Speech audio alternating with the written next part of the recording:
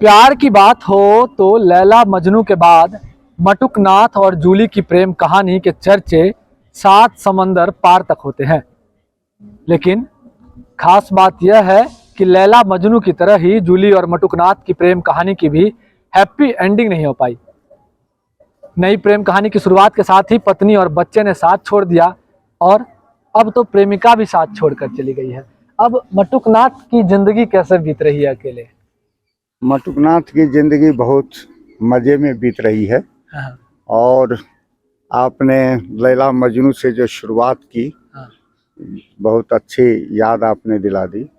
उसमें प्रेम का सार छिपा हुआ, वो रहस्य छिपा हुआ है कि लैला मजनू आज अगर लोगों के दिलों में वास कर रहे हैं तो सिर्फ इस बात के कारण कि वो अथाह विरह में ही चले गए, रोते रोते ही चले गए। लैला मजनू का मिलन नहीं हुआ, नहीं हो पाया। और अगर मिलन हो जाता तो लैला मजनू हो जाते संभवतः। आप लोग देखते हैं, हम लोग जब सिनेमा देखते हैं, सिनेमा में होता क्या है, प्रेमी संघर्ष कर रहे हैं एक दूसरे को पाने के लिए, एक दूसरे को पाने के लिए जी जान लगा रहे हैं, बहुत कठिनाइयों का सामना कर रहे हैं, और अंत में जब मिलन हो जाता है और दोनों की शादी हो जाती है तो लिख दिया जाता है द एंड, खत्म, कहानी खत्म, बात खत्म। शादी अंत है प्रेम का। मतलब आपके हिसाब से शादी नहीं होनी चाहिए? मैं ये नहीं कहूँगा, हाँ, व्यक्ति पर निर्भर करता है। अच्छा। जैसा व्यक्ति, अगर आप प्रेम, शादी का अर्थ समझ लेना चाहिए। शादी का अर्थ होता है बंधन। शादी का अर्थ है कि आपने समाज के सामने, पंडित के सामने या अदालत के सामने शपथ ली है और कसम खाई है साथ रहने की। अब आप साथ, आपको रहना पड़ेगा। लेकिन मनुष्य का स्वभाव है, कल ऊब जा सकता है, कल साथ नहीं भी रहने का मन कर सकता है। उस समय प्रेम जो करने वाला होता है आनंद से एक दूसरे से अलग हो जाएगी। प्रेम करने वाले ऐसे दुर्लभ लोग होते हैं। लेकिन शादी वाले कहेंगे खबरदार, चाहोगे कैसे, तुमको रहना पड़ेगा। एक दूसरे पर अधिकार, तुम मेरी पत्नी हो, तुम पर मेरा अधिकार, तुम मेरे पति हो, तुम पर मेरा अधिकार है। ये जो अधिकार है ये प्रेम में नहीं होता है। प्रेम में सिर्फ कर्तव्य होता है, अधिकार नहीं होता, सिर्फ कर्तव्य होता है। तो ये शादी अंत है। और अगर लैला मजनू की शादी नहीं हुई और राधा कृष्ण की शादी नहीं हुई तो यही दोनों तो लोगों के दिलों पर राज कर रहे हैं। रुक्मिणी की तो शादी हुई थी तो कोई बात तो नहीं बनती है वहां। पंत की पंक्ति याद आ रही है, हिंदी के बड़े कवि हैं, मिलन अंत है मधुर प्रेम का और विरह जीवन है। मिलन, वही बात जो अभी मैंने कही, मिलन अंत है मधुर प्रेम का, मिलन में मधुर प्रेम समाप्त हो जाता है। कितना देखिएगा वही चेहरा, कितनी देखिएगा वही अदा, कितनी कीजिएगा वही बात, खूबसूरत विश्व सुंदरी भी अगर आपके साथ दिन रात रहने लगे तो उसका आकर्षण खत्म है। विश्व सुंदरी का, साधारण की तो बात छोड़ दीजिए। तो साथ रहते रहते धीरे धीरे जो आकर्षण है वो समाप्त होने लगता है। क्या लगता है, जूली का आकर्षण पहले समाप्त हुआ या मटुकनाथ जी का? ओह, ये तो आपने बड़ा अच्छा पूछ दिया। मटुकनाथ का और जूली का आकर्षण उतना समाप्त नहीं हुआ, कुछ तो हुआ लेकिन उतना नहीं हुआ। हुआ ये कि जूली इतनी दीवानी थी मेरे पीछे कि मैं तो स्वप्न में भी नहीं सोच सकता था कि मुझसे अलग ये रहकर जी सकती। क्योंकि कुछ देर का अलगाव भी, कहीं मैं चला भी जाता था तो वो उतनी देर तक भी लगता था कि मेरा जीवन खो गया। इतना गहरा प्यार था आप दोनों के बीच में, तो फिर क्या हुआ जो जूली आपको छोड़ के चली गई? लेकिन प्रोफेसर मटुकनाथ जी, एक बात और सभी लोग जानते हैं कि जूली ने ही आपको प्रपोज किया था। मुझे जो अनुभव हुआ कि प्यार बिल्कुल प्राकृतिक चीज है और वो चीज आपकी समझ में नहीं आएगा, क्योंकि मुझ जैसे आदमी का वो हर बात में हमसे श्रेष्ठ थी।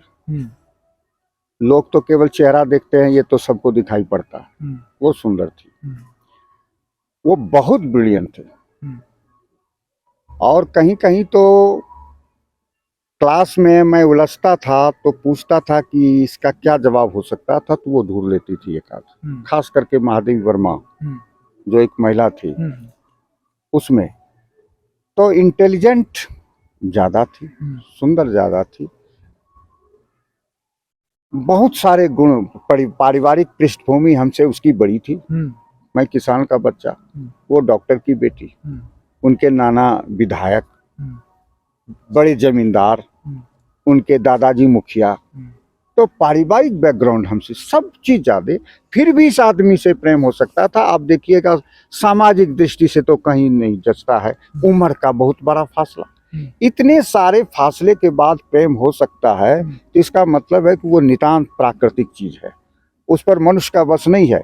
कोई ये ना चाहे कि हम बहुत तेजस्वी हैं, बहुत खूबसूरत है तो हमको प्रेम हो ही जाएगा, नहीं। छोड़ के जाने का क्या राज है? छोड़ के जाने का ये आना, जैसे आना अगर प्राकृतिक है तो जाना भी प्राकृतिक है। फिर छोड़ के जाने को हम नहीं समझ सकते हैं कि क्या हुआ, वो प्राकृतिक, उसके भीतर एक जगी, दूसरी पिपासा जगी, और दूसरी पिपासा ने उसको बेचैन कर दिया। अब वो बेचैनी ऐसी थी उसके भीतर, जो मेरे साथ रहने से उसकी बेचैनी दूर नहीं हो सकती थी। उस बेचैनी के लिए उसको छोड़ना था, उन्हें कोई और गुरु की तलाश थी जो उसकी आध्यात्मिक प्यास बुझा सके, कुछ ऐसे। तो इस दिशा में उसके जो बेचैनी, उसकी बेचैनी ने ही उसको वहाँ से हटाया। एक प्यार पाने की बेचैनी होती है, एक फिर उससे दूसरी चीज पाने की बेचैनी, उच्चतर चीज पाने की बेचैनी होती है।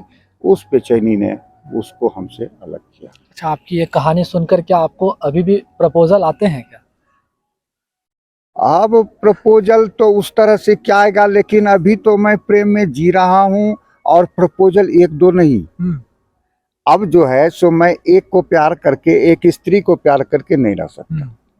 अब मुझे अनेक स्त्रियों से प्यार करना पड़ेगा, और मैं अनेक स्त्रियों से प्यार कर रहा हूँ। किस तरह से प्यार करते हैं? अब बूढ़ा आदमी कैसा प्यार करेगा? बूढ़ा आदमी तो शारीरिक प्यार करेगा नहीं। हमारी उम्र 70 साल हो रही है। 70 साल के आदमी के भीतर वो शारीरिक प्यार करने की ऊर्जा नहीं होती है, लेकिन उसके पास प्यार करने की ऊर्जा भरपूर होती है। लेकिन लोग जानना चाहते हैं वो अलग तो प्यार वो क्या है? मैं सोरे बताऊंगा किन किन स्त्रियों से मेरा प्यार अभी चल रहा है। अच्छा, ये तो मैं नहीं बताऊंगा। अभी भी कनेक्शन है? हाँ, कनेक्शन बिल्कुल है, कई स्त्रियों से है। कई स्त्रियों से मेरे कनेक्शन है, कई स्त्रियों से मेरे प्यार चल रहे हैं, आनंद में जी रहे हैं। वो जहाँ है आनंदित है, मैं जहाँ आनंदित हूँ। कभी भेंट हो जाती है, मुलाकात हो जाती है। जूली सुनकर ये उदास नहीं होगी? जूली भी सुन रही है? नहीं नहीं, वो जब थी तो उदास नहीं होती थी, तो दूर जाने की बात। जूली कोई साधारण स्त्री तो रही है। अच्छा, कि तो उदास, वो जब थी तो उदास नहीं होती थी, नहीं हो सकती थी। पूरी स्वतंत्रता के साथ हम लोग रहते थे। अच्छा मटुकनाथ जी, एक कहानी और है कि जब आप जूली को लेके गांव पहुंचे थे तो आपको जो है ग्रामीण जो है काफी है दृष्टि से देखते थे। कालिक भी एक बार पोती गई थी आपके गांव में जी, एक बार नहीं, वो तो वो घटना उसी दिन की थी। वो पत्नी और उसके जो संबंधित है उसके द्वारा घटना थी। जिस दिन प्रेम, उसी दिन प्रेम उजागर हुआ था। वो सुल्तानगंज थाना की घटना है। और मैं जूली के रहते, जूली की भी इच्छा थी कि एक संस्थान खोला जाए। नौकरी करने की उसकी इच्छा थी नहीं, यद्यपि उसकी नौकरी धरी हुई थी, क्योंकि उसका रिजल्ट मैट्रिक से लेकर थ्रू आउट था शानदार। और टॉपर, JNU की टॉपर, पटना यूनिवर्सिटी की टॉपर, इंटर में वैसे हाई मार्क्स, मैट्रिक में वैसे है, तो उसकी नौकरी धरी हुई थी। आर्टिकल प्रकाशित बहुत, PhD भी की उन्होंने। वो नौकरी नहीं करना चाहती थी। तो जब उन्होंने कहा कि खोलना चाहिए संस्थान, तो कहाँ खोलना चाहिए, हमको लगा कि हमारा गांव ही उपयुक्त होगा। तो वो जब यहाँ आई तो सबसे पहले इसी बगीचे में आई थी। अच्छा, गांव में जब पहली बार आई थी तो सबसे पहले इसी बगीचे में आई थी, और इसको देखा, कहा कि नहीं, हाँ यहाँ खोला जा सकता है, हमको जगह पसंद है। उसके बाद हम लोग गाँव गए, और गाँव देखने के लिए महिलाओं की भीड़ उमड़ पड़ी, भीड़ उमड़ पड़ी। लेकिन आप जानते हैं कि 100 आदमी हमको हमारी तारीफ करेगा तो वो चर्चा का विषय नहीं होगा। एक आदमी थप्पड़ मारेगा, गाली देगा तो चर्चा का विषय बनेगा। बिल्कुल। तो इतने सैकड़ों आदमी इस गांव में हमारे प्रशंसक हैं, हमारे एडमायरर हैं, उनके हैं, तो वो चर्चा की विषय नहीं बनेगा। एक आदमी अगर गाली दे देगा कि उल्टा है, कुलक्षणी है, इसने ऐसा किया, तो वो चर्चा का विषय हो जाएगा। तो वो एक दो होता ही है सबके साथ। गांधी जी को गोली मार दी, ईसा को सूली पे चढ़ा दिया, वो होता ही जीवन का हिस्सा है। अच्छा, लव गुरु के नाम से आप प्रसिद्ध हैं। क्या आप प्यार की शिक्षा लेने के लिए आपके पास पहुंचते हैं छात्र? यहाँ तो प्यार छोड़ दीजिए, प्यार तो प्रतिबंधित चीज है। पढ़ने के लिए तो कोई पहुंचता ही नहीं है, तो मुर्दा जगह है। ये वहाँ पढ़ने लिखने के लिए, विचार विमर्श के लिए किसी विषय पर, ये तो कोई पहुंचता ही नहीं है। और ना मैं कहीं जाता हूँ तो उनके भीतर जिज्ञासा होती है। उसकी तो मैंने कई बार प्रस्ताव रखा कि हम लोग एक रामायण महाभारत, ये बहुत लोकप्रिय ग्रंथ है, इस पर हम लोग बैठे 5-7 आदमी चर्चा करें। तो इस पर कोई उदासीनता किसी पढ़े लिखे को भी नहीं है। जो अपढ़ है उसकी बात ही छोड़ दीजिए। पढ़े लिखे में भी ये जिज्ञासा नहीं है कि उसके तत्व को समझें।